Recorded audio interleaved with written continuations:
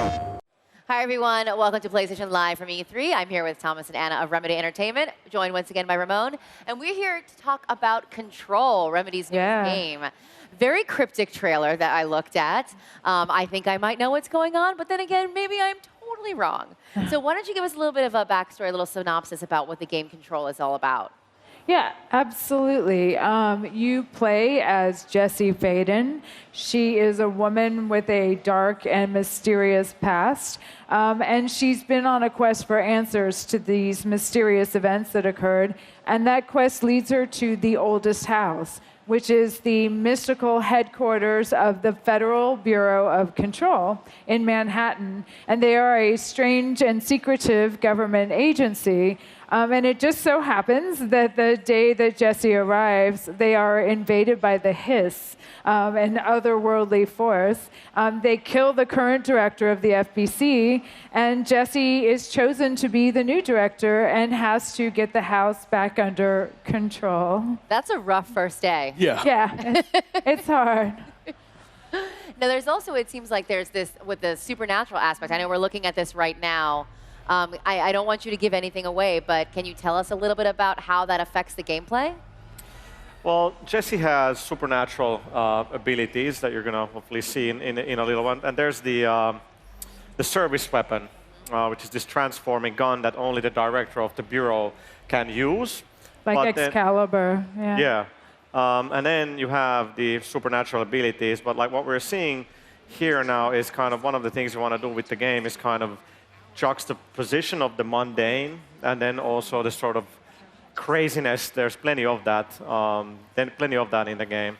So this clip is from the behind closed doors demo that we're showing here at E3. Just wanted to give people a sneak peek of it. I should maybe be quiet and let the images speak for themselves. Yeah, this is normal.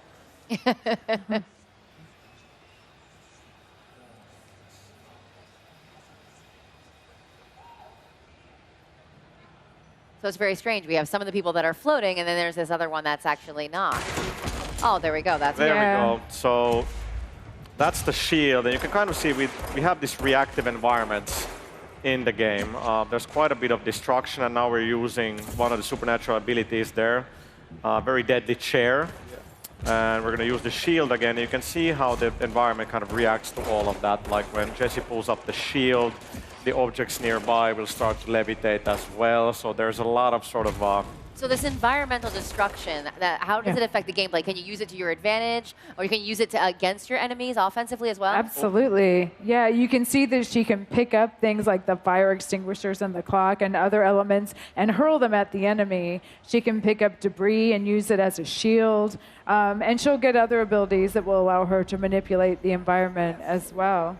They're really trying to build like this sandboxy kind of thing with Control, because you have your abilities, you have the service weapon, so players will have a lot of choice in kind of how to approach things, and of course they can cause a lot of really good-looking destruction. So what brought Remedy to Control? Like, why did you want to make this game? Well, it's Sam Lake's vision, and as he was making some other games, working on Alan Wake and Quantum Break, he had some ideas that didn't entirely fit into those games, and so he sort of made a mental note that they were something he wanted to pursue in the future. And so coming out of Quantum Break, he revisited those ideas and had the oldest house idea, this sort of world within a location, constantly transforming and branching otherworldly place. And from that, this whole idea of the Bureau rose, and we have Control. Now, we know that she is trying to defeat the Hiss and also figure out what this whole, trying to get control of this whole Bureau is. Are there certain quests that she goes on? Is there tasks that she has to do to get to the next level? Is it broken up like that, or is it more like open world? Well, she's the director, so the director has lots of different jobs. Definitely not open world. Just want to make sure we're talking in the right terms. It's much more of a kind of open-ended game than what we've done before. It's more of a sandbox. You can actually kind of, now we just end the demo right there, just as was I wanted to point some things out. Yeah, there's a big sort of exploration aspect to the game as you kind of traverse through the oldest house. So you do have your story missions, but then there's lots of side missions in the game as well. And story is really important at Remedy. So all the side missions we do want them to be sort of closely tied together with the rest of the story, and they're going to give you a lot more on the characters you meet along the way. Not everybody's going to be hostile in the oldest house. And then on top of that, there's going to be some really challenging gameplay that we're not going to talk about just yet. All right, I like it. Games Dork. Now, once again, we're seeing her service weapon here. Is this the iteration of it for the whole game, or are there ways to upgrade it as you meet potentially harder villains? Great question. So the service weapon, so it transforms. So there's going to be different forms. So it's always the same weapon, but as you progress through the game, you'll get different forms. So in the demo, we're using grip and shatter, which is kind of like a pistol, and then the other one is a little bit like a shotgun, just a lot cooler than your regular shotgun. But then there's going to be several other forms available as Jessie progresses through the game. Okay, so her weapon will upgrade, and her other psychic powers will get upgraded as well as you play throughout Control. Absolutely. She can mod and upgrade both her abilities and her weapons. Yeah, so these guys that you see her fighting, these are actually Bureau agents that have been overtaken, possessed, and corrupted by the Hiss. And some of them float up in the air, some of them, like this guy, attack her. And they take on different forms depending on how complete the corruption is. So she'll have a wide variety of enemies she'll have to defeat to regain control of the house. I love how calm she is. She's just strutting through there, just shooting him down. She's like, I got this. With this chair.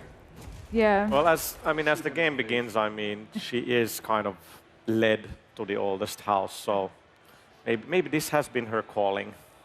Yeah, which she discovers. The missions that we're showing you, this is roughly halfway through the game. So she does have a certain level of confidence here that she did not have in the beginning when she first discovered these abilities. And a lot of the challenge of this game is her learning to master these powers that have just been granted to her and discovering their limitations and what they can do. Now, I know fans of Remedy games obviously remember Max Payne. Were there any lessons you guys learned from that game that now, along with all the new technology that's available, that you really applied to Control? Yeah, you learn from every game, right? And we've internally talked a lot about, especially with Mixu, who's the game director on Control, how kind of Max Payne 2 really had everything. It had a great story, great action, a lot of replay value, and we kind of really want to make sure that Control has those same things.